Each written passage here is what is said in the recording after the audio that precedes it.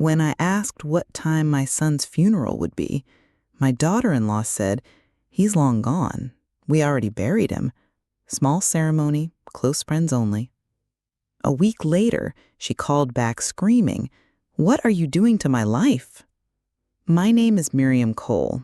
I'm 63, a retired ER nurse who thought she knew how to handle crisis. After 35 years of saving lives in emergency rooms, watching families torn apart by tragedy and put back together by hope, I believed I understood the full spectrum of human grief.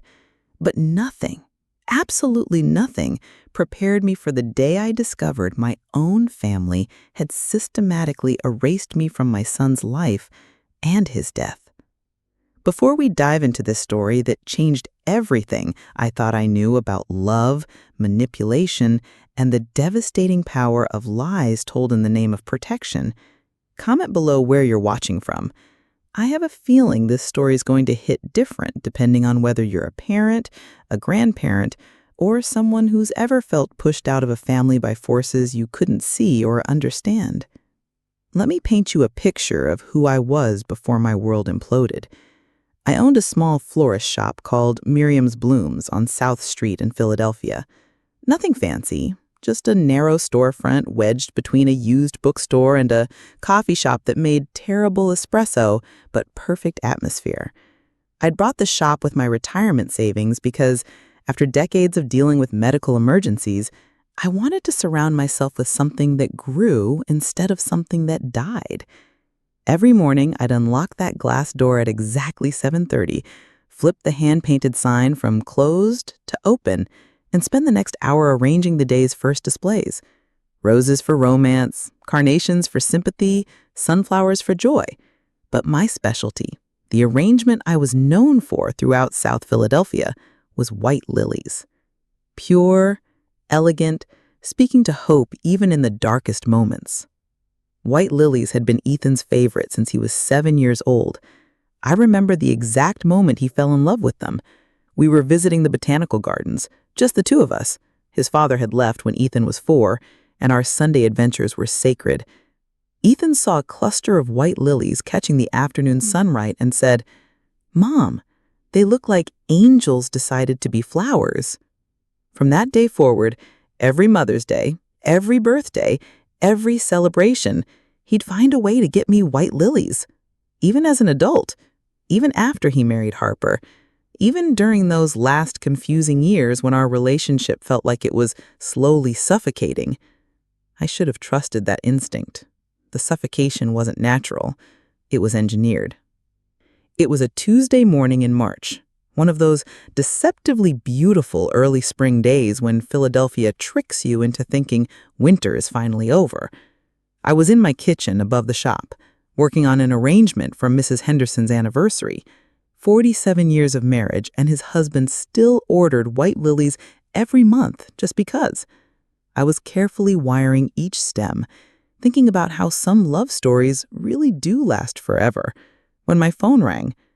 The caller ID showed Harper, daughter-in-law, and my heart did that little skip it always did when she called. Not because I didn't love her, I'd tried so hard to love her, but because our conversations had become increasingly strained over the past 2 years. Every interaction felt like walking through a minefield where I couldn't see the triggers. "Harper, honey, how's Ethan doing?" I answered warmly, the way I always did, hoping this time would be different. "The doctor said he was stable after the surgery." I need to pause here and explain something. 3 weeks earlier, I'd gotten a text from Ethan's phone, or what I thought was Ethan's phone, saying he was having a minor outpatient procedure. Nothing serious, just something about removing scar tissue from an old appendectomy. The message was brief, almost dismissive. "Don't worry, Mom, all routine. Harper's got everything covered. We'll call you when I'm home." I texted back immediately. "What hospital? What time? I want to be there." The response came an hour later. "Really not necessary. You know how I hate hospitals making a fuss. We'll talk soon." It bothered me. In 38 years, Ethan had never brushed off my concern like that. When he'd broken his arm at 12, he'd asked for me before the paramedics even arrived. When he'd had his wisdom teeth out at 19, he'd insisted I be the one to pick him up because nobody takes care of people like Mom. Harper's voice came through the phone line flat, cold as winter glass. Miriam. About the funeral. The white lily I was holding slipped from my fingers. I watched it fall to the vinyl kitchen floor in slow motion, its perfect petals scattering like my understanding of reality. Funeral? When did you last speak to a doctor, Miriam? Ethan died last night. Infection set in after the surgery. We're doing Thursday at 2. The words hit me like physical blows. I gripped the kitchen counter, my knuckles going white, trying to process what she just said. Thursday? Harper, that's only 2 days away. And what do you mean, infection? The surgery was supposed to be minor, routine. That's what the text said. Plans change. Her voice was sharp, cutting through my confusion like a scalpel. We need to move quickly. You know how these things are. But I didn't know. In all my years as an ER nurse, I'd never known a family to rush a funeral like this. There are arrangements to make, people to notify, time needed to process and grieve. At our church? St. Michael's, where Ethan sang in the children's choir? Pastor Green at Liberty Chapel. She said it like it was already decided, like my opinion was irrelevant. It's closer to our house. Our house. Not Ethan's house, not the family home. Our house. The words stung in a way I couldn't quite articulate. Then came the words that would haunt me for months. Actually, Miriam, it might be better if you didn't come. He wouldn't want a scene. The line went dead. Not a goodbye, not condolences, not even acknowledgement of my grief, just the sharp click of disconnection, and then the hollow dial tone that seemed to echo in my suddenly empty kitchen. I stared at the phone in my hand, trying to make sense of what had just happened. A scene? What scene? I'm his mother. I changed his diapers when he had the flu.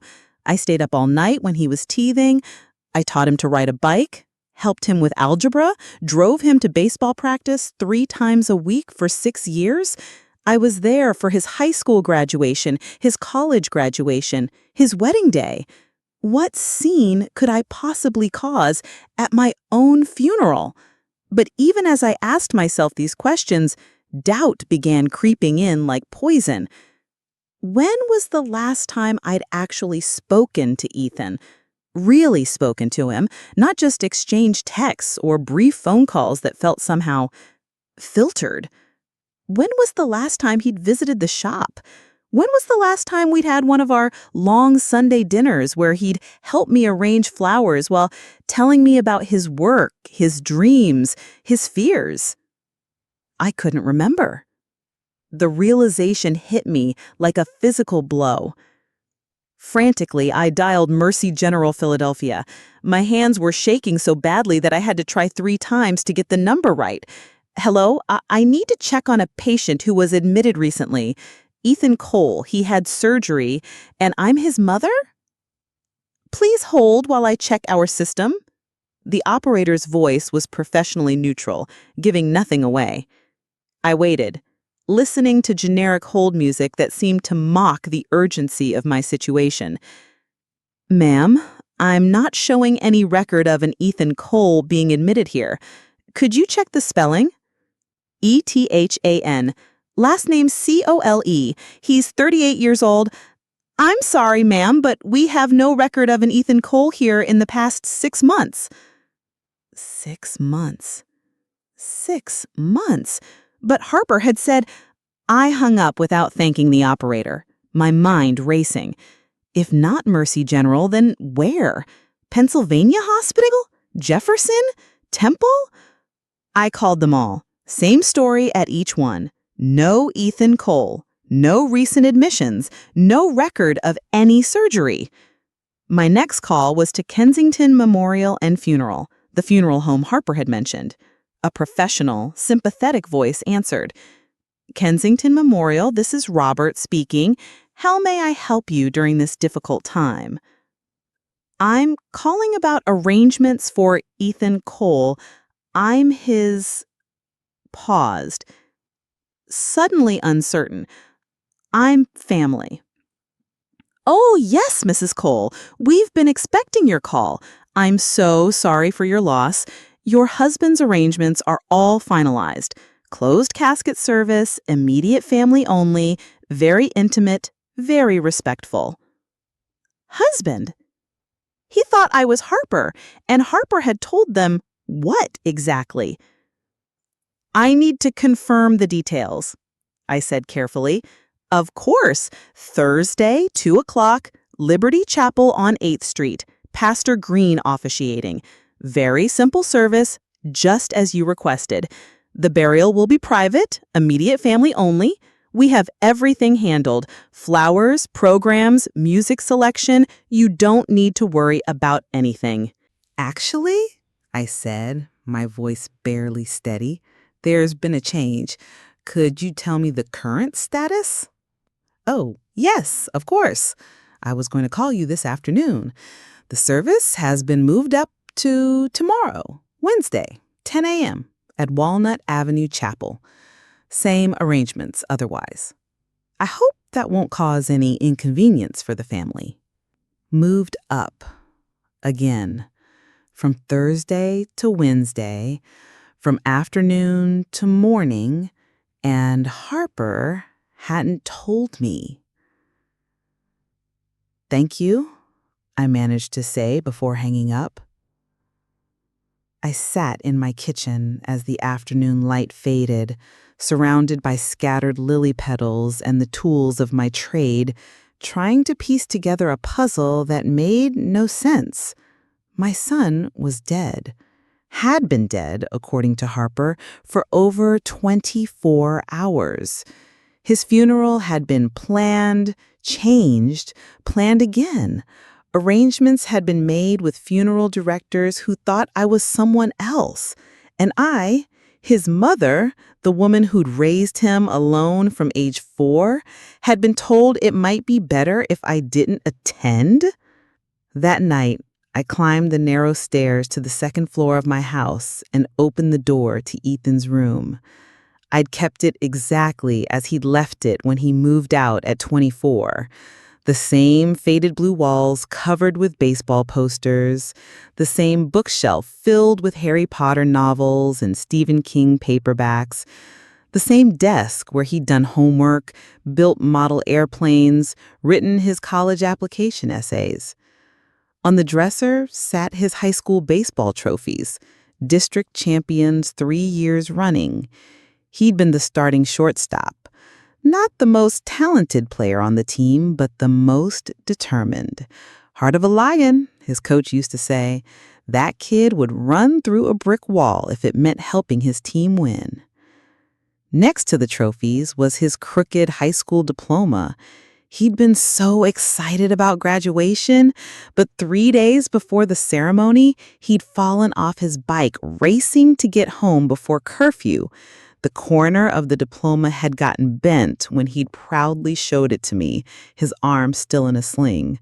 I'd offered to get it straightened and reframed, but he'd said, "No way, Mom, this is perfect. It's got character, just like us." I picked up a framed photo from his nightstand, the two of us at his college graduation. He's wearing his cap and gown, grinning widely, his arm around my shoulders. I'm wearing the blue dress I'd bought specially for the occasion, the one that matched his school colors. We both look so happy, so proud, so completely unaware that our relationship was about to become something I didn't recognize. When had I lost my boy? The question tormented me as I sat on his old bed, surrounded by the artifacts of a childhood that felt both ancient and immediate. Not all at once, I was sure of that. It had been slow, gradual, like watching someone fade behind glass. Dinner invitations that became less frequent, phone calls that grew shorter, visits that felt increasingly awkward as if we were strangers trying to remember how to love each other. I had attributed it to natural evolution. He was married now, building a life with Harper. It was healthy for him to prioritize his wife, to create boundaries, to become his own man. I told myself I was being clingy, old-fashioned, unable to accept that my baby had grown up. But now, sitting in his preserved bedroom, I started remembering details that seemed insignificant at the time. The way Harper would check her phone constantly during our rare family dinners. The way Ethan's responses to my questions became increasingly vague. The way Harper would answer for him sometimes, finishing his sentences or correcting his stories. Actually, Ethan's not much of a phone person anymore. He's trying to be more present, less attached to devices. But Ethan had always been a phone person. He'd called me every Sunday for years, sometimes for hours, telling me about his work as a civil engineer, asking for advice about everything from career decisions to what color to paint the guest bathroom.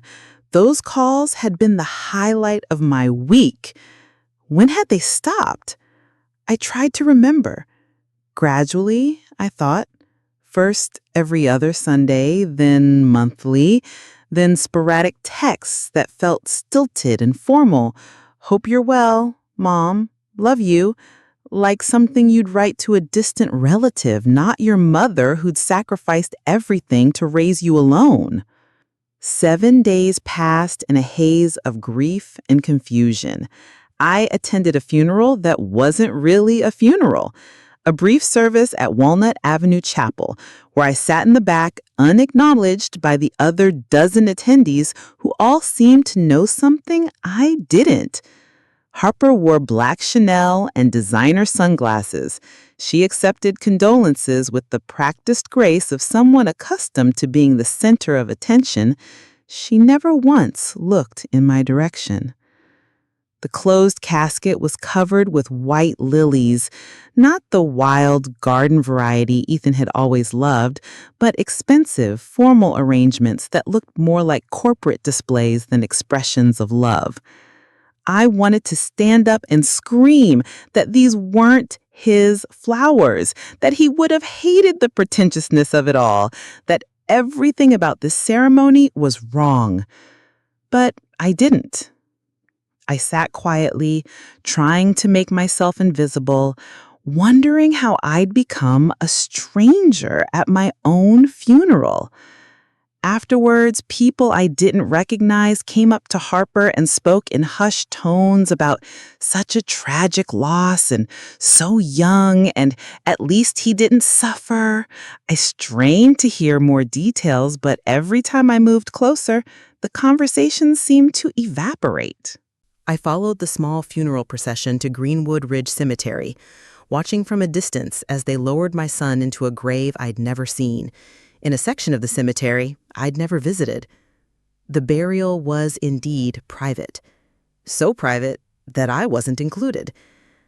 For 7 days, I tried to make sense of what had happened. I called Harper twice, but both calls went straight to voicemail.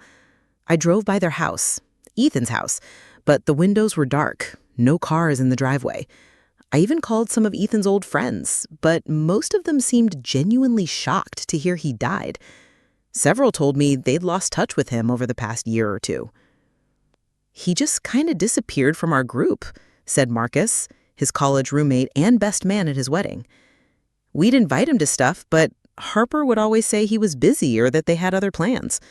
Eventually, we stopped reaching out. I feel terrible about it now." Then, on day 7, my phone rang again. "What the hell are you doing to my life?" Harper's voice was ragged, desperate, completely different from the cold, controlled woman who'd called me about the funeral. "Harper? What are you talking about?" The probate lawyer, the questions, the investigation. Just stop. Please, just stop. I was genuinely confused. What lawyer? What investigation? Harper, I don't know what you're talking about. There was a long silence on the other end. I could hear her breathing, could almost feel her trying to decide something. Riverside Grove Cemetery, Section D, Plot 1514. And you need to come over. Today. There are things you need to know. The line went dead again, but this time it felt different. Less like a dismissal and more like a surrender. I drove to Harper's house in Fishtown with my heart pounding. The neighborhood was one of those carefully gentrified areas where young professionals bought narrow row houses and painted them in cheerful colors that said, "We're not like the old Philadelphia." Harper and Ethan's house was mint green with white trim, with a small front garden that Harper maintained with Instagram-worthy precision. The woman who answered the door looked nothing like the polished executive I'd seen at the funeral. Harper Monroe Cole, 36 years old, vice president at a major PR firm, known for her ability to spin corporate disasters into public relations gold, stood before me in sweatpants and an oversized T-shirt that might have been Ethan's. Her usually perfect blonde hair was pulled back in a messy ponytail, and her eyes were red-rimmed with exhaustion. "Come in," she said without meeting my gaze. The living room looked like a paper bomb had exploded. Documents covered every surface: the coffee table, the couch, the floor, legal papers, financial statements, insurance forms, medical records. It was chaos, but the kind of organized chaos that suggested Harper had been methodically going through everything, trying to make sense of her new reality. "Sit down, Miriam." She gestured vaguely toward the one clear spot on the couch. "Harper, you look terrible. What's going on? What did you mean about lawyers and investigations?" She sat across from me, running her hands through her hair. "Ethan changed his will 3 months ago, right after he hired a private investigator." The words hit me like a physical blow. A private investigator? He started asking questions. Why you stopped coming around? Why you never called on his birthday anymore? Why you missed his last surgery? She looked up at me with something that might have been guilt. Why you seemed to have just disappeared from his life? I stared at her in disbelief. I never missed his birthday. I called every year. I sent cards, flowers, gifts. And what surgery? Nobody told me about any surgery, Harper. I thought the procedure was minor, outpatient. I know. Because I told him you were busy, that you were happy with your own life, that you didn't want to be bothered with his problems anymore. He didn't believe me. The room started to spin. You told him what? Harper stood up abruptly, walked to the window, and stared out at the street. The investigator's name is Leila Moreno, former police detective, now private. She found everything, Miriam. Everything what? She turned back to me, and I saw something in her eyes I'd never seen before. Absolute terror. The canceled visits, the times I called your shop and told you Ethan was sick when he wasn't, just to keep you from coming over. The text I sent from his phone saying you were too busy to see him, the emails I deleted before he could read them, birthday messages, holiday greetings, invitations to family gatherings that I told him you'd declined. The birthday cards and Christmas gifts her voice cracked, threw away before he could see them. If you were in Harper's place, married to someone who clearly loved their parent deeply, what would you have done?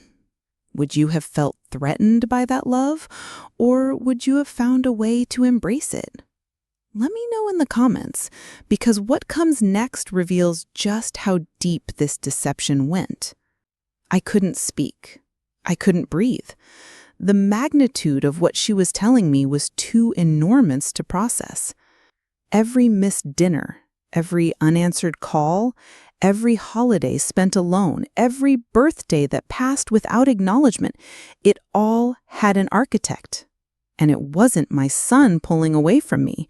It was Harper, systematically severing the connection between us with surgical precision. Why? The word came out as barely a whisper. Harper sank back into her chair, her face crumpling. I was trying to protect my marriage, Miriam. Before Ethan, I was engaged to Parker Hale. We were supposed to get married in June 2018. Everything was planned: venue, dress, flowers, honeymoon. 3 weeks before the wedding, his mother decided I wasn't good enough for her precious son. She laughed bitterly. Catherine Hale. Old Philadelphia money, society connections, the kind of woman who thinks bloodlines matter more than love. She started a campaign to destroy our relationship. Little comments about my background, my family, my career. She'd invite Parker to family events and specifically exclude me. She'd plan family trips during our vacation time. She made him choose between his family and me. And he chose his family, I said quietly. He chose his mother, Harper corrected. Standing at the altar 3 weeks before our wedding, he told me he couldn't marry someone his family would never accept, that he loved me, but family comes first, always. I was beginning to understand, but understanding didn't make it forgivable. I swore I'd never let that happen again, Harper continued. When I met Ethan, when we fell in love, when he talked about you constantly, Mom this, Mom that, wait until you meet my mom, she's gonna love you, I panicked. I saw Catherine Hill's face in every story he told about you. So you decided to eliminate the competition before it could start. I didn't see it that way at first. Harper's voice rose defensively. It started small. When you'd call during dinner, I'd suggest he call you back later. When you'd invite us over, I'd remind him we had other plans. I told myself I was just prioritizing our relationship. But it escalated. When Ethan kept saying how much he missed you, how he felt like you were growing apart, I started editing things. When you'd call, sometimes I'd tell him you seemed busy and distracted. When you'd invite us for holidays, I'd tell him you'd changed your mind and decided to keep it small. I thought about all the holidays I'd spent alone, cooking elaborate dinners for one, setting the table with the good china, and pretending it was by choice. And then, I prompted because I could see there was more. Then it got easier. I started answering his phone sometimes, pretending to be you, canceling plans. I'd intercept your mail before he saw them. When you'd send birthday cards or Christmas gifts, she took a shaky breath. I'd throw them away and tell him you'd forgotten or that you'd sent money instead and asked me to pick out something practical. The cruelty of it was breathtaking. Not just the deception, but the methodical way she'd weaponized my love for my son against both of us. The texts, I said, remembering, from his phone, telling me he was too busy, that he'd call later, that he didn't need me hovering. I have his passwords. I've always had his passwords. He wasn't very tech savvy. He used the same password for everything. Your birthday, actually, May 15th. She said this like it was just another knife to twist. How long? I asked. How long has this been going on? 2 years. Maybe a little more. It was gradual at first, but after we bought the house, after we started talking about having kids, it got more intensive. I needed him to be fully committed to our life together. 2 years. 2 years of systematic isolation, 2 years of lies and manipulation, 2 years of my son thinking I'd abandoned him while I thought he'd outgrown me. But he figured it out, I said. Harper nodded miserably. He started getting suspicious about 6 months ago. You know how smart he was, how good he was at solving problems. He started asking questions I couldn't answer. Why you never responded to texts he thought he'd sent. Why you never called you back after conversations he remembered having. Why you'd stopped coming to family events you'd never actually been uninvited from. Lila Marino, 3 months ago. I didn't know at first. Ethan was sneaky about it. He'd meet with her during lunch breaks, pay her with cash, never use our home phone or email. But she was thorough, Miriam. She recovered deleted emails, pulled phone records, traced intercepted mail. She documented everything. The room felt like it was closing in on me. What did he do when he found out? Harper's face crumpled completely. He confronted me the night before his surgery. The real surgery, it wasn't minor, Miriam. He'd been having complications from an old injury, needed a major procedure to remove scar tissue that was affecting his kidney function. He'd been scared about it for weeks, but I told him you were too busy with the shop to visit him in the hospital. I would have been there, I said fiercely. I would have dropped everything. I would have slept in the hospital chair for a week if he'd needed me to. I know, Harper said quietly. He knew too. That's why he hired Leela in the first place. He knew you'd never just abandon him like that. The night before the surgery, he showed me everything she'd found. Printouts of deleted emails, call logs, evidence of intercepted mail. He was calm about it, which was almost worse than if he'd screamed. She stood up again, began pacing. He said he was leaving me, that he couldn't be married to someone who would steal his mother from him. He said he was going to call you after the surgery, that he was going to tell you everything and ask for your forgiveness for believing I was telling the truth about you not caring anymore. And then he died. The words came out flat, empty. Complications during surgery, blood clot. He was gone in minutes. And I realized the last conversation we ever had was him telling me our marriage was over because of what I'd done to you. He died thinking I was a monster. I sat in silence, processing everything she told me. My son had spent his last months discovering the truth about his wife's betrayal. He died knowing that the distance between us had been artificially created, that the love he thought he'd lost had been there all along. He died planning to rebuild our relationship, to make amends for crimes he'd never committed. Why didn't you tell me the truth after he died? Why continue the lie? Harper laughed bitterly. Because I'm a coward.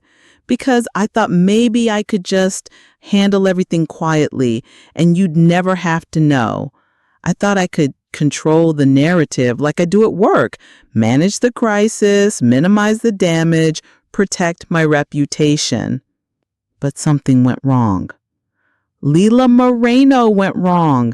After Ethan died, I called her, offered her a generous retainer to wrap up her investigation quietly, to not mention any of her findings to anyone, especially you.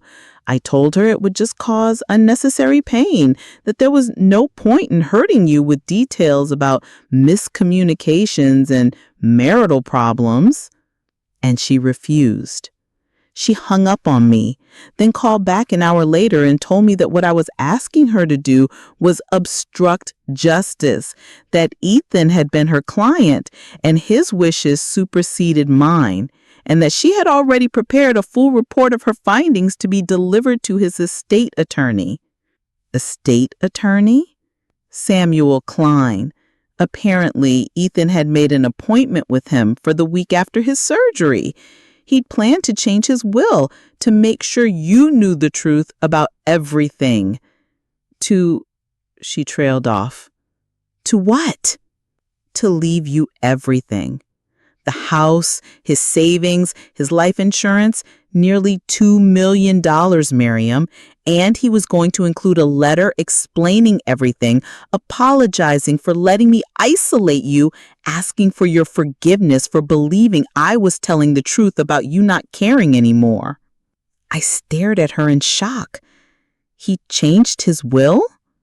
The appointment was scheduled for the Monday after his Friday surgery. He never made it to the appointment, but he'd already drafted the changes. Handwritten instructions, witnessed by two colleagues at his engineering firm. It's all legal.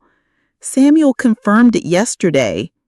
The pieces were starting to come together. That's why you've been getting calls from lawyers. The probate court contacted me 3 days ago, told me I needed to schedule a meeting to discuss the disposition of Ethan's assets. I thought it was standard procedure that as his wife, I'd inherit everything automatically. Then Samuel called and told me about the will changes, the investigation, the letter Ethan had written to you. Where's the letter? Samuel has it, along with all of Leela's findings. He's required by law to execute Ethan's final wishes, which means, she took a shaky breath, which means you get everything and you get to know exactly what I did to your family. I stood up, my legs unsteady. The magnitude of what I'd learned was overwhelming. My son hadn't abandoned me. He'd been stolen from me, systematically and deliberately, by the woman he trusted most. And in his final months, he discovered the truth and was planning to make it right. I need to see his grave, the real one. Harper nodded. Greenwood Ridge Cemetery, Section D, Plot 514. It's about 20 minutes from here. Simple headstone, just his name and dates. I couldn't think of what else to put on it. At this point, I had a choice to make. My son had given me the power to decide Harper's fate through his will and his investigation. Do you think mercy or consequences was the right path? Comment your take. There's no judgment here, just curious what you would have chosen with your heart broken but your child's wishes in your hands. I drove to Greenwood Ridge Cemetery in a daze, Harper's words echoing in my mind. The cemetery was one of those sprawling, old Philadelphia burial grounds where generations of families laid together under ancient oak trees. I followed the winding roads to Section D, parked near a maintenance shed, and walked among the headstones until I found Plot 514. The marker was exactly as Harper had described, simple gray granite with Ethan Michael Cole carved in plain letters, followed by his birth and death dates. March 15, 1987, March 8, 2025. 38 years and gone 3 days before his birthday. I knelt beside the grave, the damp earth soaking through my jeans. "I'm so sorry, baby," I whispered, placing my hand on the cold stone. "I thought you'd outgrown your old mom. I thought you were too busy for me, too sophisticated for Sunday dinners and flower arranging and all the simple things we used to do together. I never stopped loving you, not for one single day." The afternoon wind rustled through the oak trees, and for a moment I could almost hear his voice. "I know, Mom. I never stopped loving you either." But as I knelt there, something else began growing alongside the grief, questions that demanded answers. If Ethan had hired an investigator, if he'd discovered Harper's deception, if he'd planned to change his will and write me a letter, where were these things now? What had Samuel Klein found? And what exactly had Leela Marino documented? I drove directly from the cemetery to the law offices of Klein and Associates on South Broad Street. The building was one of those stately Philadelphia brownstones that had been converted to professional offices, all brass plaques and polished marble floors. Samuel Klein's receptionist told me he was with a client, but that he'd been expecting my call. Mrs. Cole? The man who emerged from the corner office 20 minutes later was younger than I'd expected, maybe 42, with kind eyes behind wire-rimmed glasses and the slightly rumpled appearance of someone who cared more about his work than his wardrobe. "I'm Samuel Klein. I've been practicing estate law for 15 years, and I want you to know how sorry I am for your loss." He led me into his office, which was exactly what you'd expect from a good attorney. Floor-to-ceiling bookshelves, Persian rug, mahogany desk covered with neat stacks of documents. But what struck me was the thickness of the file with Ethan's name on it. "Mrs. Cole," Samuel said, settling behind his desk, "I've been practicing estate law for 15 years. I've handled hundreds of wills, dozens of family disputes, countless complicated situations. I've never seen a file quite like this one." He opened the folder and slid a sealed envelope across the desk to me. My name was written on it in Ethan's familiar handwriting, blue ink, slightly hurried in places. "Before you read this," Samuel said gently, "I need you to understand something. Ethan came to see me 6 weeks before he died. He was planning to make significant changes to his will and estate planning, but more than that, he was planning to ask for your help in rebuilding your relationship. He felt terrible about what he thought was his failure to maintain your bond." My hands were shaking as I took the envelope. He thought it was his failure? He blamed himself for growing distant, for not making more effort, for allowing his marriage to take precedence over his relationship with you. He had no idea at that point that the distance had been artificially created. I opened the envelope with trembling fingers. 4 pages in Ethan's familiar handwriting, blue ink, some parts careful and measured, others hurried as if the words couldn't come fast enough. "Mom," it began, and I had to stop reading for a moment to compose myself. "If you're reading this, I'm gone. The doctors are optimistic about the surgery, but complications can happen, and I need you to know some things in case I don't get the chance to tell you in person. 3 months ago, I hired a private investigator named Leila Marino because something felt wrong about our relationship. You didn't just drift away from me, Mom. I know you. I know your heart. You're not the kind of person who forgets birthdays or stops caring about family. You're not the kind of mother who would choose her own comfort over being there when her son needed her." Lila found everything. The intercepted phone calls, the deleted emails, the canceled visits, the lies Harper told both of us to keep us apart. She has documentation going back over 2 years. Call logs showing you tried to reach me dozens of times, emails you sent that I never received, birthday cards and Christmas gifts that never made it to our house. Harper systematically cut me out of your life, and she made me believe it was your choice. I confronted her about it last night. She cried, she apologized, she said she was protecting our marriage from what she saw as interference. She said she was competing with you for my love, that there wasn't room for both of us in my life. But she couldn't understand that.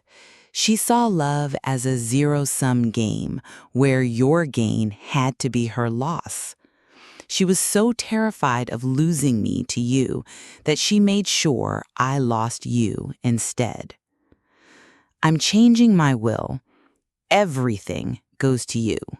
The house, my savings, my life insurance policy, nearly $2 million, Mom, not because blood is thicker than water, but because love is thicker than lies. You raised me alone from the time I was 4 years old. You worked double shifts at the hospital to pay for my baseball equipment and college tuition. You showed up for every game, every graduation, every moment that mattered. You deserve everything good in this world. What happens to Harper is your call. Mercy or consequences, forgiveness or justice. I trust your judgment because you've never steered me wrong, not once in 38 years. There's a key in the old Maxwell House coffee can in your pantry, the same place you've hidden emergency money since I was little. Safety deposit box 494 at Liberty First Bank. There are some things in there that belong with you now. I love you, Mom. I've always loved you. Even when I thought you'd stopped loving me, some part of me knew it couldn't be true. Mother's intuition works both ways. Your son always, Ethan. P.S. Tell Harper that fear makes us do terrible things, but it doesn't excuse them. Love isn't something you have to fight for. It's something you choose to give. She chose fear. I'm choosing love. I had to stop reading twice. Blurring the words, Samuel sat quietly, allowing me the time I needed to process Ethan's final message to me. How much did he know? I asked finally. Everything, Samuel said gently. Lila Moreno is extremely thorough. She recovered deleted voicemails, traced intercepted mail, documented a pattern of deception going back 26 months. But there's more, Mrs. Cole. Things that Harper didn't tell you this afternoon. What things? Samuel opened another folder. The night before his surgery, Ethan didn't just confront Harper about her deception. He also discovered something else. She'd been intercepting your attempts to reach him during medical emergencies. My blood went cold. What do you mean? 2 years ago, when you were hospitalized for your heart surgery at Jefferson, you called Ethan's phone repeatedly, trying to reach him before you went into surgery. Harper answered the phone and told you Ethan was out of town on business. Then she told Ethan that you'd been discharged and specifically requested no visitors because you didn't want him to see you looking weak. I remembered that day vividly. The crushing loneliness of going into major surgery without my son. The doctor asking if there was anyone they should call, my insisting there was no one. I'd spent 4 days in recovery, watching other patients receive flowers and visits from family, telling myself Ethan was busy with his own life and I was being selfish for wanting him there. He was halfway to the hospital when she called him back, told him you had already left and were recuperating at a friend's house in New Jersey, said you'd specifically asked not to be bothered for a few weeks while you recovered. He never came because he thought you didn't want him to, just like you thought he didn't care enough to visit his mother in the hospital. The cruelty of it was breathtaking. Harper hadn't just stolen ordinary moments from us. She'd weaponized medical crises, turning our deepest fears and vulnerabilities against us. There's more, Samuel said carefully. Last Christmas, when you sent that package with the hand-knitted scarf and the photo album of Ethan's childhood, Harper told him it never arrived. She actually had it delivered to her office instead of the house, then threw it away. Ethan spent Christmas Day calling you, leaving voicemails, asking why you hadn't sent anything, thinking you'd forgotten him entirely. I covered my mouth with my hand, remembering that Christmas. I'd spent weeks knitting that scarf in Ethan's favorite colors, compiling photos from his childhood into an album I titled My Beautiful Boy. When he didn't call to thank me, when days passed without acknowledgement, I'd assumed the gift hadn't meant much to him anymore. I'd felt foolish for thinking a 37-year-old man would want a hand-knitted scarf from his mother. The voicemails he left, I said slowly. I never got them. Harper was intercepting those too. She'd convinced Ethan to add her as an authorized user on his phone account, ostensibly to help manage their household expenses. She used that access to delete outgoing calls from his phone log and incoming messages to yours. Samuel opened another folder, this one containing printed phone records. Lila obtained these through legal channels as part of her investigation. Over the past 2 years, Ethan attempted to contact you 847 times. Phone calls, text messages, emails. Harper intercepted and deleted 94% of them. I stared at the numbers, trying to process the magnitude of what he was telling me. 847 attempts. My son had tried to reach me nearly every other day for 2 years, and I received maybe 50 of those attempts. What about the messages I sent to him? Intercepted at a similar rate. Harper had convinced him to forward his personal email to a joint account she managed, and she had his phone set up to send copies of text messages to her device. She'd read your messages, delete them from his phone, and then respond as if she were him. Samuel showed me printouts of text conversations, messages I'd sent asking about his health, his work, his plans for holidays. Responses I had received that seemed increasingly cold and distant. Except now I could see they weren't from Ethan at all. They were from Harper, pretending to be my son, systematically destroying our relationship one fake message at a time. The investigation uncovered something else, Samuel said. Harper had been planning to escalate her interference. She'd researched legal methods for limiting your contact with any future grandchildren, including drafting documents that would have required supervised visits and psychological evaluations. Grandchildren? They'd been trying to conceive for over a year. Harper had already consulted with a family attorney about how to ensure you had minimal influence over their future children. She saw you as a threat to her vision of family life. I thought about all the conversations I had had with Ethan over the years about his desire to be a father, his excitement about the possibility of giving me grandchildren to spoil.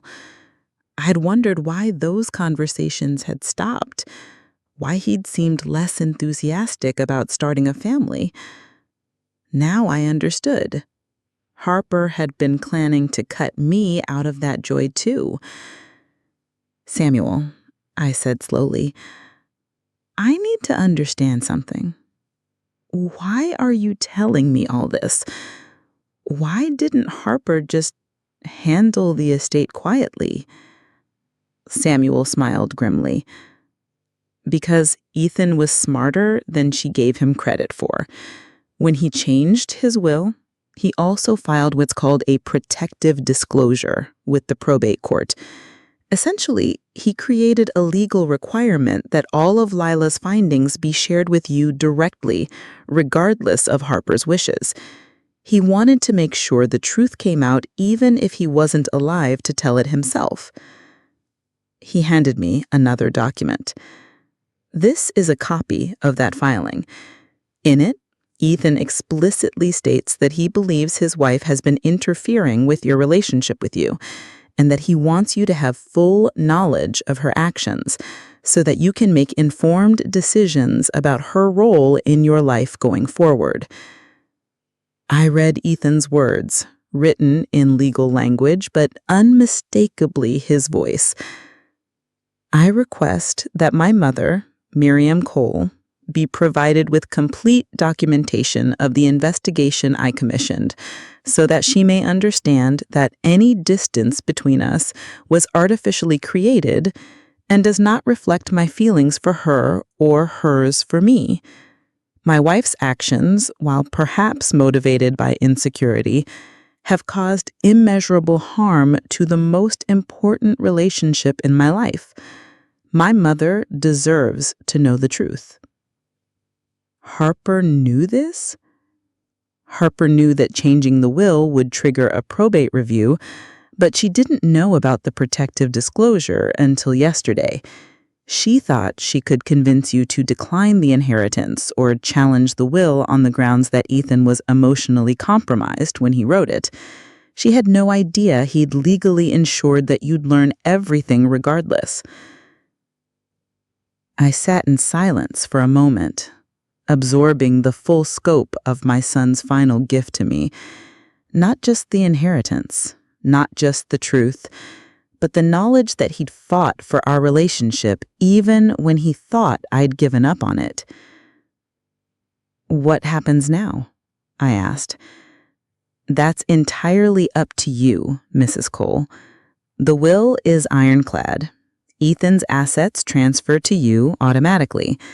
But there are decisions to be made about how you want to handle the situation with Harper. What do you mean?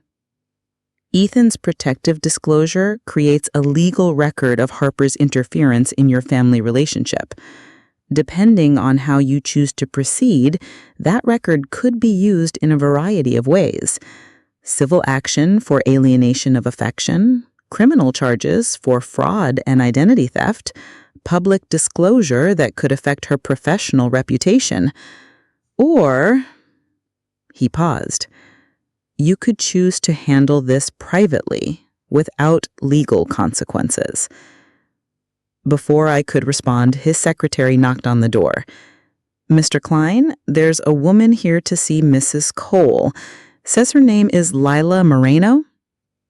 Samuel and I exchanged glances. Send her in, he said.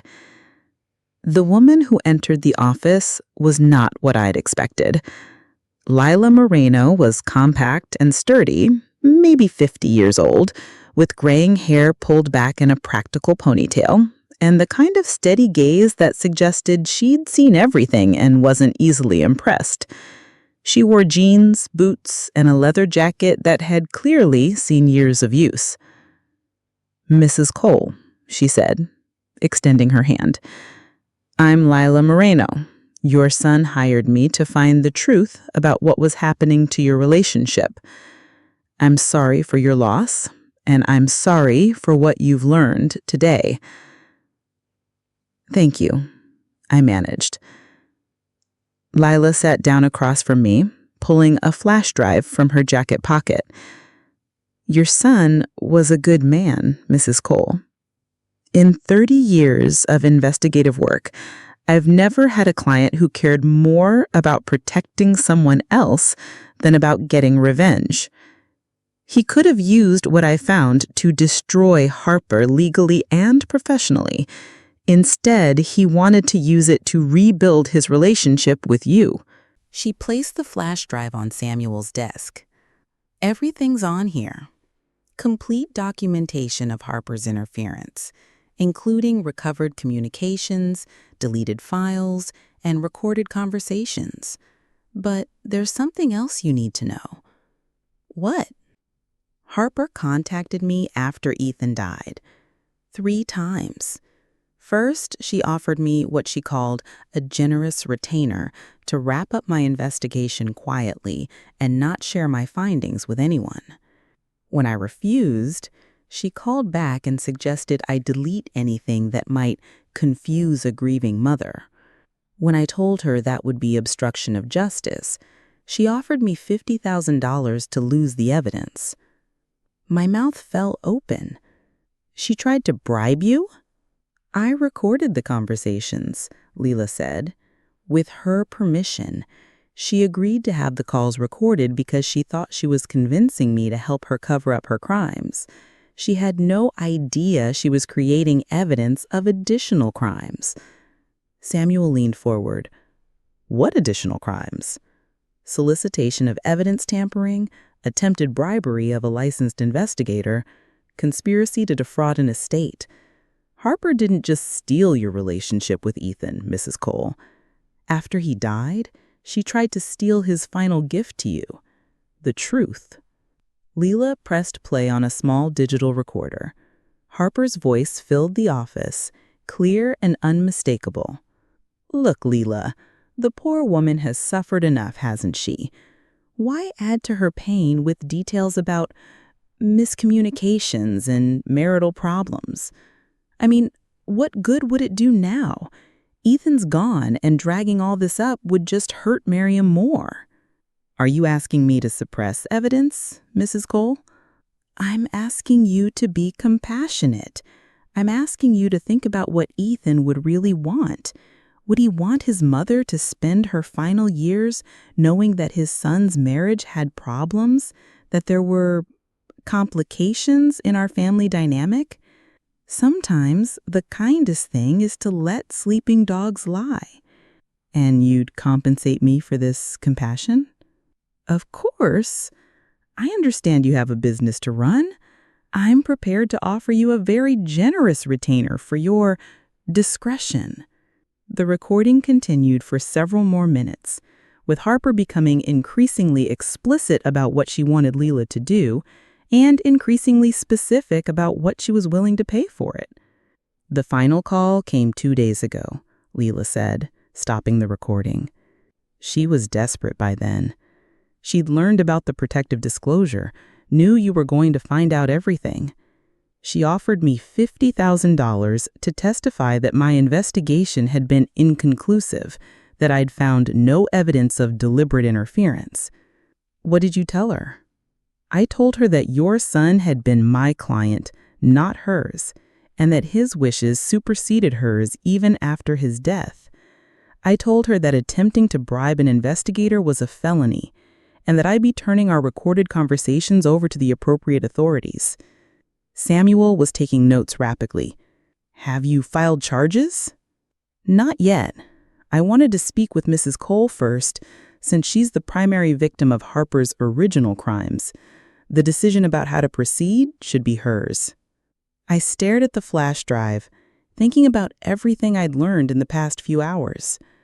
My son had been stolen from me, systematically and deliberately. My grief had been manipulated and weaponized. My most vulnerable moments had been turned against me. And after Ethan died, Harper had tried to steal even his final attempt to make things right. But I also thought about Ethan's letter, his words about mercy and consequences, his trust in my judgment. What would happen to Harper if you filed charges? I asked Leela. Fraud, identity theft, criminal impersonation, attempted bribery, solicitation of evidence tampering? She's looking at potentially significant prison time, plus civil liability for alienation of affection and intentional infliction of emotional distress. Her professional career would be over, her reputation destroyed. And if I chose not to pursue charges? That's your choice, Leela said. But I want you to understand something, Mrs. Cole. This wasn't a crime of passion or a moment of poor judgment. This was a sustained, calculated campaign of psychological warfare that lasted over 2 years. Harper made hundreds of individual decisions to hurt your family. She had countless opportunities to stop, to confess, to make things right. Instead, she escalated. Nod, Samuel. And after Ethan died, she had another opportunity to come clean, to honor his final wishes. Instead, she tried to cover up her crimes and steal your inheritance. I stood up, my legs unsteady. I need some time to think about all this. It's a lot. Of course, Samuel said. But Mrs. Cole, there is one thing that can't wait. Ethan mentioned a key. The key. In all the revelations about Harper's deception, I'd almost forgotten about Ethan's reference to the Maxwell House coffee can. I'll get it tonight, I said. Can we meet again tomorrow? Absolutely. And Mrs. Cole, whatever you decide about Harper, whatever you choose to do with this information, your son would be proud of you. He trusted your judgment above anyone else's, and he was right to do so. I drove home in a daze, my mind reeling from everything I'd learned. The betrayal was so massive, so systematic, that it was hard to process. But underneath the shock and anger, something else was growing. A sense of profound relief. I hadn't lost my son's love. I hadn't failed as a mother. The distance between us hadn't been real. It had been manufactured by someone who saw love as a threat instead of a gift. At home, I went straight to my kitchen pantry and found the old blue Maxwell House coffee can pushed behind boxes of cereal and bags of flour. Inside, exactly where Ethan had said it would be, was a small brass key. But there was something else, too. The silver bracelet I'd given him for his 16th birthday, engraved with, "My son, my pride, my joy." I held the bracelet up to the light, remembering the day I'd given it to him. He'd been embarrassed at first. 16-year-old boys didn't typically wear jewelry from their mothers. But I had explained that it wasn't about fashion. It was about carrying a piece of my love with him wherever he went. By the time he left for college, that bracelet had become as much a part of him as his watch or his wallet. Harper probably thought it was worthless when she'd found it among his effects. She couldn't have known that its value was entirely sentimental, that it represented every sacrifice I'd made to raise him alone, every moment of pride I'd felt watching him grow into a good man. I slipped the bracelet into my pocket and drove to Liberty First Bank the next morning. Safety deposit box 494 was small, but packed with items that told the story of our relationship from Ethan's perspective. There were 3 letters, each dated several months apart, that tracked his growing suspicion about Harper's interference. The first, dated 8 months earlier, was confused and hurt. I don't understand what's happening with Mom. She seems so distant lately, so uninterested in my life. Did I do something wrong? Did I hurt her somehow without realizing it? The second, dated 5 months earlier, showed growing suspicion. Something doesn't add up. Mom's behavior doesn't match the person who raised me. The woman who drove 3 hours in a snowstorm to bring me soup when I had the flu in college wouldn't just forget my birthday or ignore my calls. Something is wrong. The third, dated just 3 months earlier, showed resolve. I'm hiring an investigator. I need to know what's really happening because the alternative that my mother just stopped loving me is impossible. The woman who taught me that love isn't conditional doesn't withdraw it because life gets complicated. At the bottom of the box was my mother's engagement ring, a simple solitaire that had belonged to my grandmother before her. I'd given it to Ethan years earlier, telling him to save it for the woman he wanted to marry forever. A note was attached in his handwriting. This belongs with you now.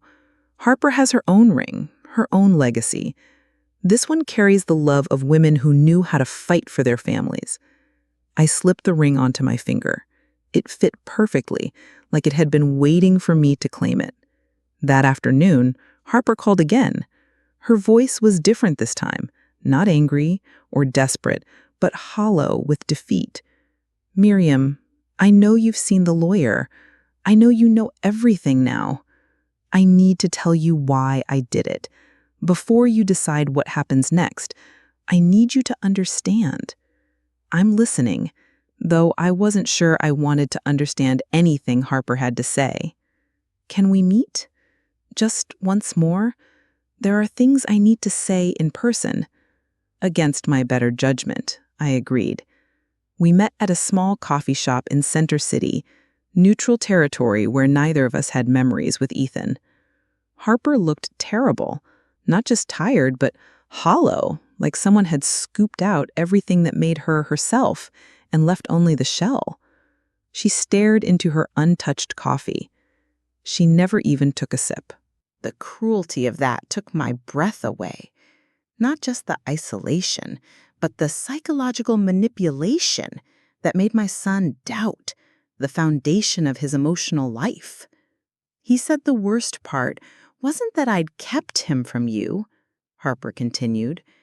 It was that I'd made him believe you didn't want him anymore, that I'd convinced him to accept a reality where his mother's love was conditional, where family bonds could just fade away when life got complicated.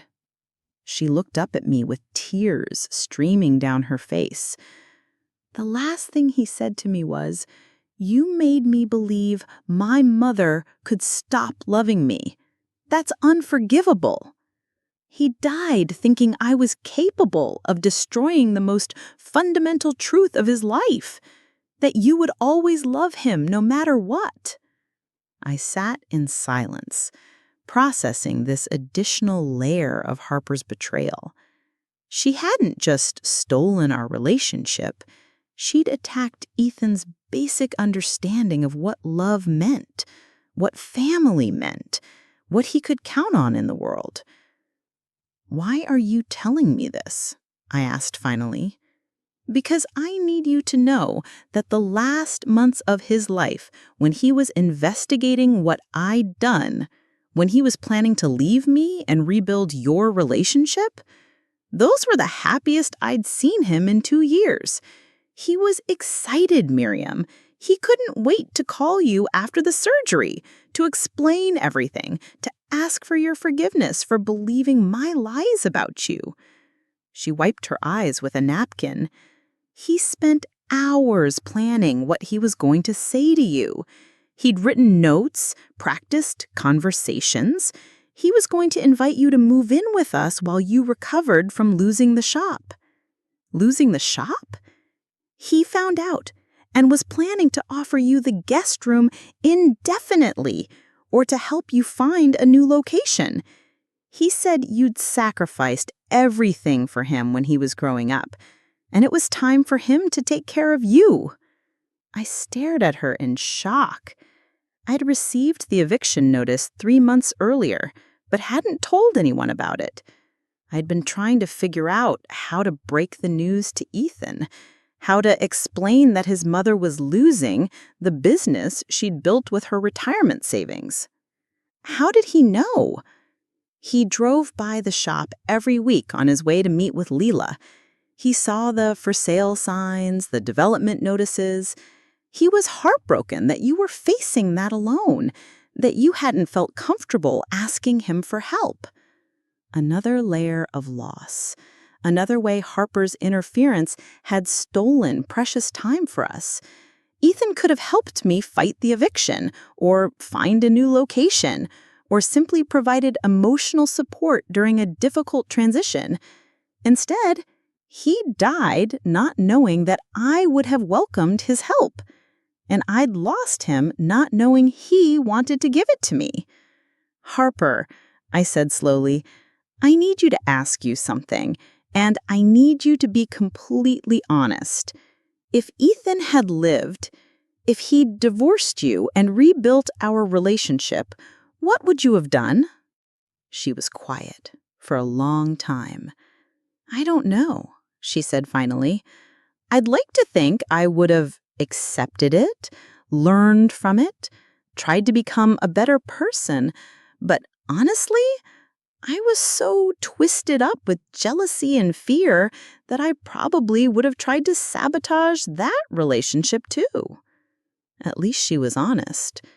"What happens now?" she asked. "I don't know yet, but Harper, I need you to understand something. What you did wasn't protecting your marriage. It was destroying the man you claimed to love. Ethan's capacity for love, his understanding of family, his trust in the people closest to him, you damaged all of that.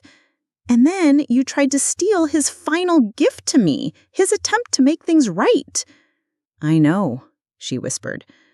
"I'm not sure that's enough," I said, and left. That evening, I sat in Ethan's preserved bedroom, surrounded by the artifacts of his childhood, reading his letters and trying to decide what justice looked like. Mercy or consequences? That's what he'd left up to me. But what did mercy mean when the crimes were so calculated, so sustained? And what did consequences mean when no punishment could bring back the years we'd lost? I thought about something Ethan had written in one of his letters to the safety deposit box. "Mom taught me that love isn't about winning or losing. It's about building something beautiful together. But she also taught me that when someone deliberately tries to destroy what you're building, you have to decide whether to rebuild or relocate." Rebuild or relocate. That's what I needed to decide. The next morning, I called Leela Marino. "I've made a decision about how I want to handle this, but it's not what you might expect." "I'm listening." I want to build something good from this tragedy, something that would honor Ethan's memory and help other families avoid what we went through. But I also want Harper to face real consequences for what she did. What did you have in mind? I want to form a foundation. Use Ethan's inheritance to create something that helps grandparents and grandchildren maintain relationships when parents try to interfere. Legal support, therapeutic intervention, mediation services, education about parental alienation. I want to call it the Ethan Cole Bridgeback Foundation. That's beautiful, Mrs. Cole. But what about Harper? I want her to be the foundation's first case study. Full disclosure of what she did, how she did it, the damage it caused, not as revenge, but as education. Let her story be a warning to other people who think they can weaponize family relationships. Leela was quiet for a moment. That's actually brilliant. Public accountability without criminal prosecution, professional consequences without personal destruction. Ethan would approve. There's more. I want Harper to have a choice. She can cooperate fully with the foundation, allow her story to be documented as a case study, participate in educational programs, undergo counseling and ethics training, and make restitution through community service. Or she can face criminal charges for fraud, identity theft, and attempted bribery. And if she cooperates, she gets to rebuild her life, but she doesn't get to pretend this never happened.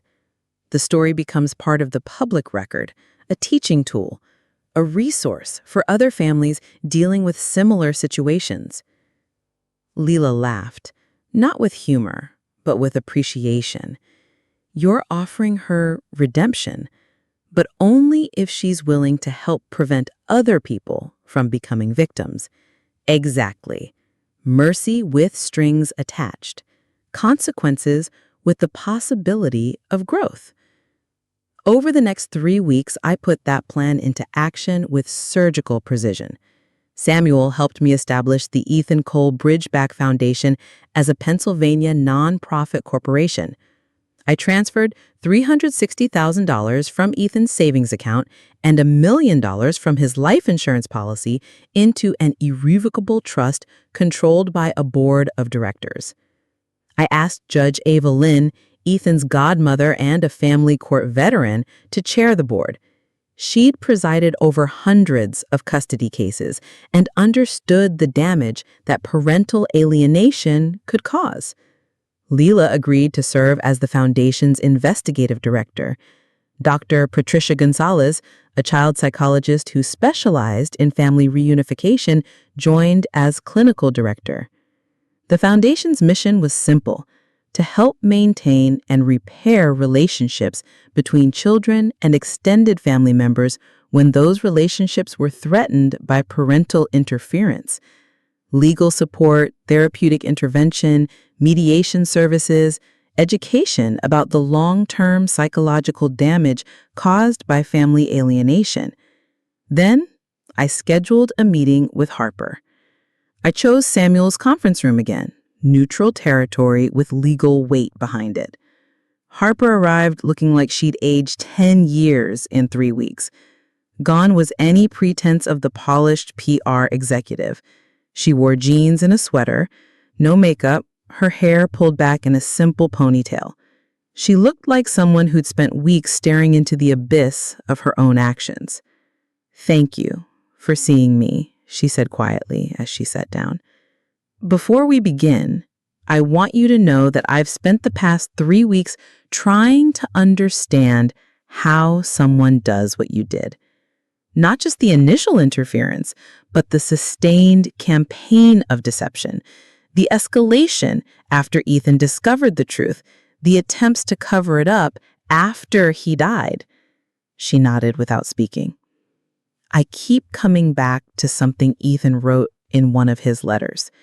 He said you made him doubt the most fundamental truth of his emotional life, that his mother's love was unconditional. You didn't just steal our relationship, Harper. You attacked his basic understanding of what family means. I know, she whispered. But here's what I've decided. Destroying you won't bring Ethan back. It won't give me back the years we lost. It won't heal the damage you caused to his understanding of love and family. So I'm going to offer you something else. I slid a folder across the table. The Ethan Cole Bridgeback Foundation. We're using his inheritance to help other families avoid what you put us through. Legal support for grandparents whose access is being blocked, therapeutic services for families dealing with alienation, education programs about the psychological damage this kind of interference causes. Harper opened the folder, scanning the documents with the professional eye of someone who'd spent years managing crisis communications. You have a choice, I continued. You can cooperate fully with the foundation, allow your story to be documented as a case study, participate in educational programs, undergo counseling and ethics training, and make restitution through community service. Or you can face criminal charges for fraud, identity theft, and attempted bribery. And if I refuse, then Leela files criminal charges, and you face the legal consequences of your actions without any opportunity for redemption or growth. Harper was quiet for several minutes, reading through the foundation documents. What would cooperation look like? Complete honesty about what you did and why, recorded interviews for training materials, participation in educational seminars where you explain to other parents how distractive this kind of interference can be, ongoing counseling to understand and address the insecurities that led to your actions, and community service, specifically helping to reunite families that have been torn apart by similar situations. You want me to become the poster child for parental alienation. I want you to become a voice for redemption, someone who can say, I did this terrible thing, this is the damage it caused, and this is how other people can avoid making the same mistakes. Harper closed the folder and looked at me directly for the first time since she'd arrived. Why? Why offer me this instead of just destroying me? Because Ethan believed in second chances. Because he understood that people can change if they're willing to do the work. And because the most powerful testimony against this kind of behavior comes from people who've actually engaged in it and learned better. I leaned forward. But Harper, understand this. This isn't forgiveness. This is an opportunity for you to earn redemption through service to others. You'll live with the consequences of your choices for the rest of your life. Your professional reputation will never fully recover. Your personal relationships will be forever marked by what you did to my family. But you'll have the chance to prevent other families from going through what we did. And if I complete the program, what then? Then you get to rebuild your life with the knowledge that you used your mistakes to help others. You get to become someone who fights against the kind of damage you once caused. That's as close to redemption as I can offer. Harper was crying now, but they weren't the manipulative tears I'd seen before. These were the tears of someone finally understanding the full weight of their actions. I need time to think about it, she said. You have 48 hours. After that, Leela files criminal charges. Who do you trust at this point in the story? Do you think Harper deserves this chance at redemption, or should she face the full legal consequences of her actions? Drop your thoughts in the comments, because what happened next changed everything. Harper called the next day. I'll do it. All of it. Whatever you need me to do to make sure no other family goes through what yours did. You understand what you're agreeing to. Full disclosure, public accountability, ongoing supervision. I understand. And, Miriam, I know this doesn't fix anything, but I need you to know that I never intended for Ethan to die thinking I was a monster. I thought I had time to figure out how to fix things, how to gradually let your relationship rebuild without admitting what I'd done. But you ran out of time. We all ran out of time. The next phase was intensive and exhausting.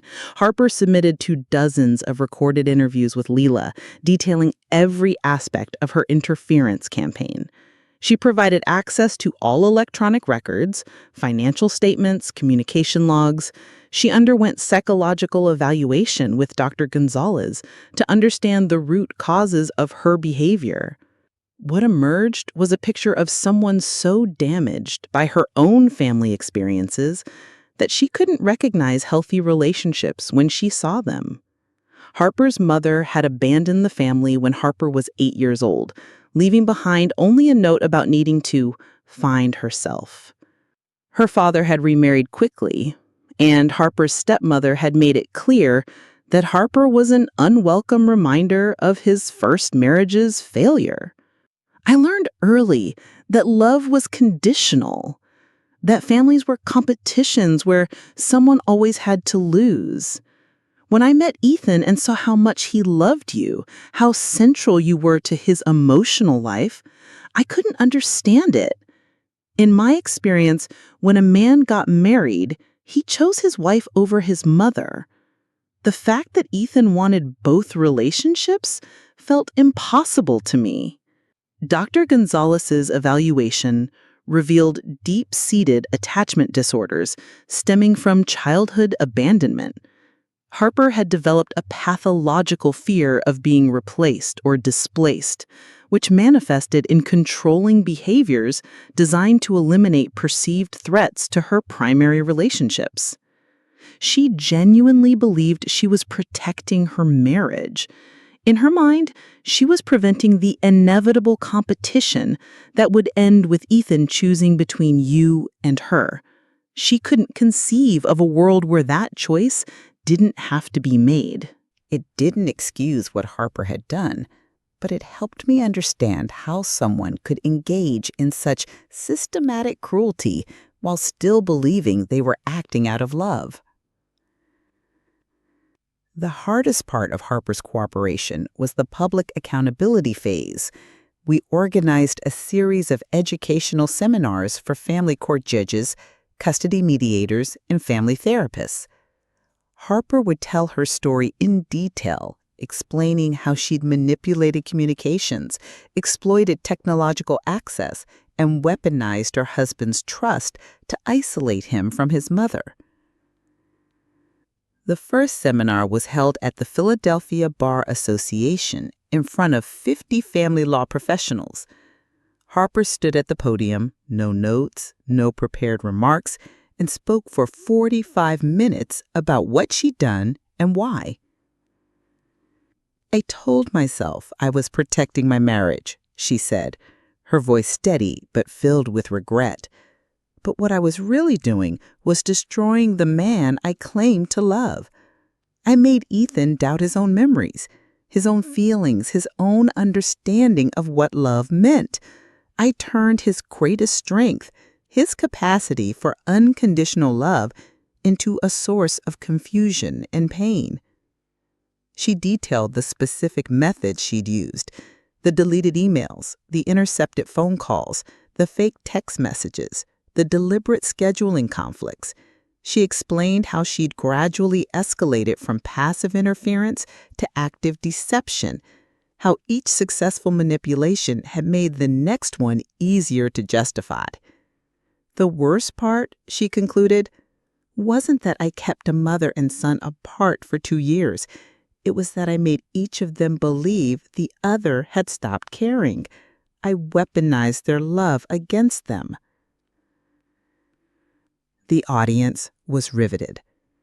During the question and answer session, several judges asked for specific examples of warning signs that parents and legal professionals should watch for. Harper answered every question with brutal honesty, providing a roadmap for recognizing and preventing similar situations. Over the following months, Harper participated in over 40 educational sessions.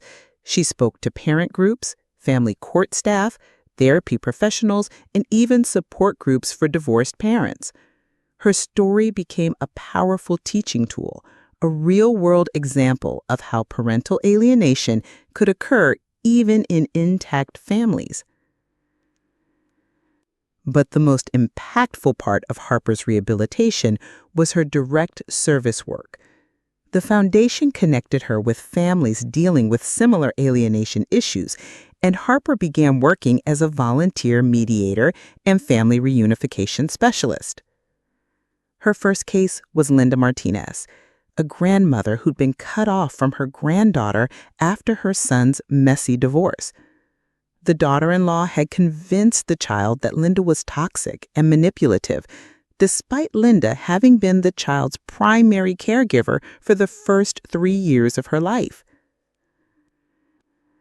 Harper spent weeks with Linda, helping her understand the psychological tactics that had been used against her family, teaching her how to communicate with her son without triggering his defensive responses, and working with both parents to develop a custody arrangement that prioritized the child's relationship with her extended family. Having Harper involved was surreal, Linda told me later. Here was someone who'd done exactly what my daughter-in-law was doing, but she could explain the mindset, the fears, the justifications. She knew how to talk to my son in a way that didn't make him feel like he had to choose sides. The reunification was successful. Linda now has regular visits with her granddaughter, and her son has begun to understand how his ex-wife's interference had damaged their family relationships. Harper's work with the foundation continued for 18 months.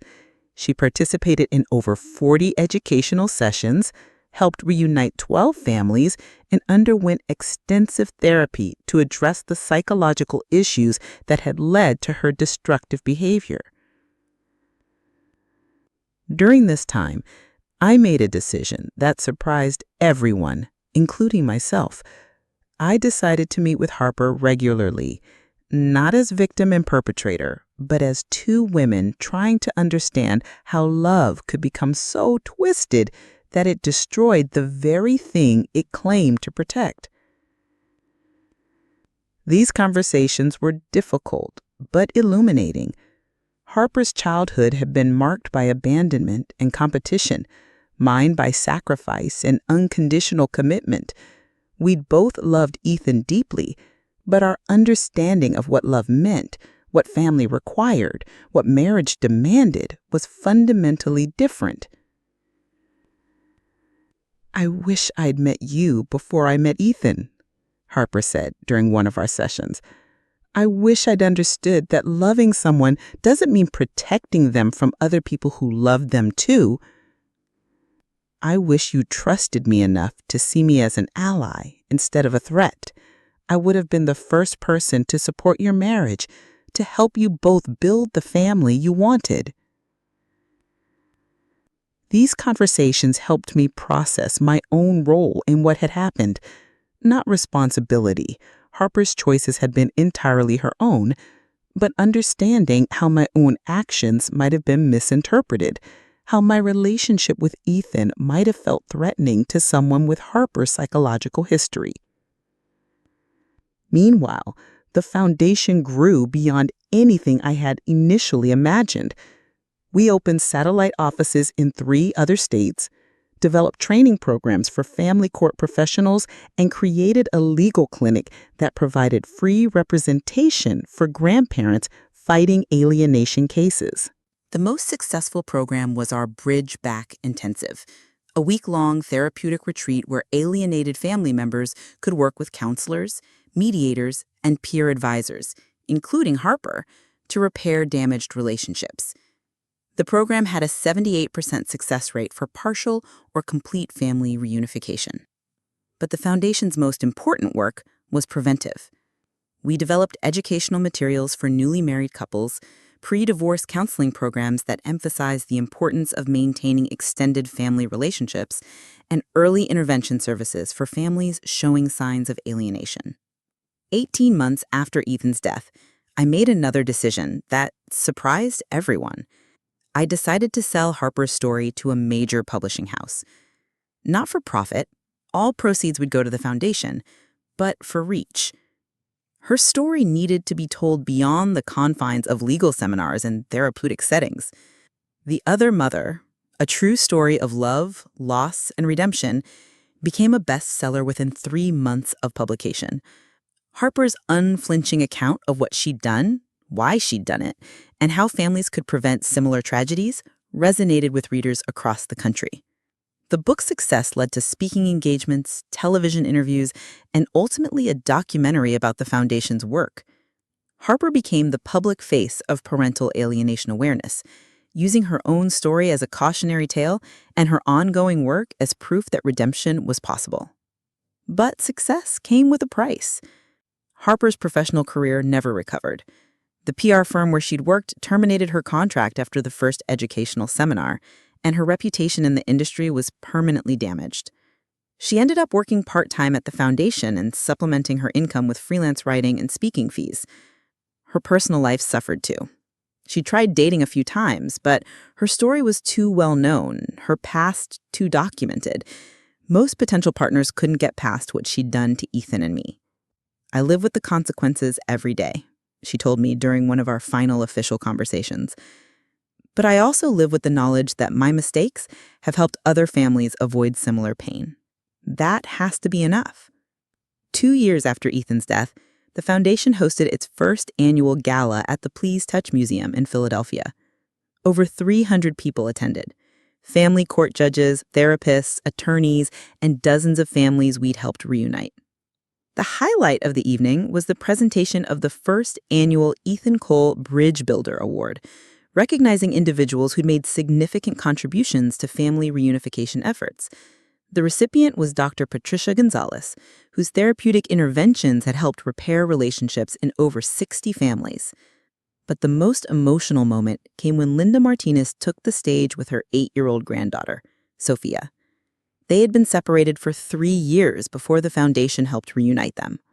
"My abuela teaches me to make empanadas, and she tells me stories about when my daddy was little. I missed her so much, but now we have sleepovers every weekend." There wasn't a dry eye in the house. After the gala, I stood in the museum's atrium surrounded by photos documenting the Foundation's work and felt Ethan's presence more strongly than I had since his death. This was what he would have wanted, not revenge against Harper, but transformation of tragedy into purpose, pain into healing, loss into love. Harper approached me as the evening was winding down. "Thank you," she said simply. "For what?" "For giving me the chance to become someone better than who I was. For showing me that redemption doesn't mean forgetting what you've done. It means using what you've done to help others. Ethan would be proud of who you've become," I said, and meant it. "Do you think he'd forgive me?" I considered the question carefully.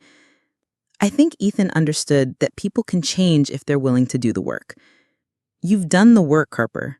You've earned the right to forgive yourself. 3 years after Ethan's death, the Foundation hosted its first annual gala at the Please Touch Museum in Philadelphia. Over 300 people attended.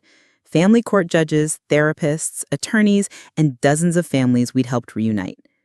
The highlight of the evening was the presentation of the first annual Ethan Cole Bridge Builder Award, recognizing individuals who'd made significant contributions to family reunification efforts. The recipient was Dr. Patricia Gonzalez, whose therapeutic interventions had helped repair relationships in over 60 families. But the most emotional moment came when Linda Martinez took the stage with her 8-year-old granddaughter, Sophia. They had been separated for 3 years before the Foundation helped reunite them. My abuela teaches me to make empanadas, and she tells me stories about when my daddy was little. I missed her so much, but now we have sleepovers every weekend. There wasn't a dry eye in the house. After the gala, I stood in the museum's atrium, surrounded by photos documenting the foundation's work, and felt Ethan's presence more strongly than I had since his death. This was what he would have wanted, not revenge against Harper, but transformation of tragedy into purpose, pain into healing, loss into love. Harper approached me as the evening was winding down. "Thank you," she said simply. "For what?" "For giving me the chance to become someone better than who I was. For showing me that redemption doesn't mean forgetting what you've done.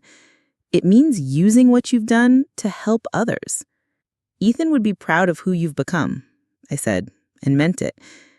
"Do you think he'd forgive me?" On the 4th anniversary of Ethan's death, I visited his grave with an unusual companion, Harper's daughter, Emma, born 2 years earlier. Harper had remarried, a widowed social worker who understood her history and supported her ongoing work with the foundation. Emma was too young to understand the complicated history between her mother and me, but she knew that Miss Miriam was special, someone who helped families stay together. "Tell me about Uncle Ethan," Emma said as we placed fresh lilies on his grave. "He was the kindest man I ever knew," I told her. "He believed that families should love each other even when it's hard, even when they make mistakes. He built bridges between people who thought they couldn't be connected anymore." "Like Mommy does now?" "Exactly like Mommy does now." As we walked back to the car, Emma's small hand in mine, I reflected on the journey that had brought us to this moment. 4 years earlier, I'd been a lonely woman who thought her son had abandoned her. Harper had been a terrified wife who destroyed her own marriage trying to protect it. Ethan had been a confused son who died believing his mother might not love him anymore. Now, I was the founder of a national organization that had helped reunite over 400 families. Harper had become one of the country's leading advocates for preventing parental alienation. And Ethan's legacy lived on, and every family brought back together, every child reunited with grandparents, every relationship repaired through forgiveness and professional intervention. The pain of losing those 2 years with Ethan would never completely heal. The anger at Harper's systematic deception would never entirely fade. But they'd been transformed into something larger than personal grief, a mission to ensure that other families didn't suffer the same preventable loss. Did this ending shock you or satisfy you? I chose justice over revenge, building over destroying, transformation over punishment. Some might say Harper got off easy, that she should have faced criminal charges for her systematic campaign of deception. Others might say she lost everything that truly mattered: her reputation, her career, her marriage, her sense of self as a good person.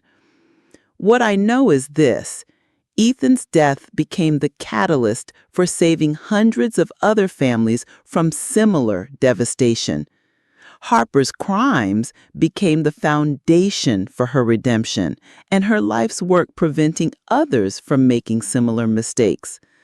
My grief became the energy for building something beautiful from something tragic. That's what cold justice looks like when it's tempered with hot love. Not destruction, but transformation. Not punishment that ends with suffering, but consequences that begin with service. Not revenge that satisfies momentarily, but redemption that heals permanently. And if this story resonated with you, if you've ever felt erased from someone's life, or if you've ever been tempted to protect a relationship by damaging other relationships, or if you've ever wondered about the power of choosing healing over hatred, I'd love to hear your story too.